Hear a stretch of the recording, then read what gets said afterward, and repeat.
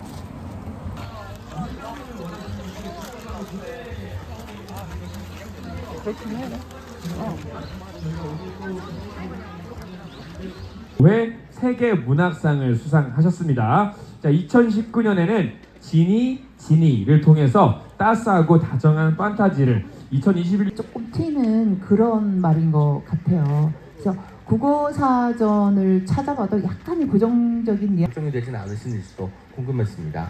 네, 부담스러워요. 부담스러운데 그래도 내 이야기를 기다리는 독자가 있다 이런 생각을 합니다. 그러니까 부담스럽기도 하고 혼자 외로울 때도 있고. You're never here when my tears dry. You're never around to see me thrive. When it's my birthday or my day off, you got other plans and can't show up. But when life deals me a hand, all of a sudden you're the first to come. Always there to help and listen. You're just a friend when I come undone. I have to fall apart.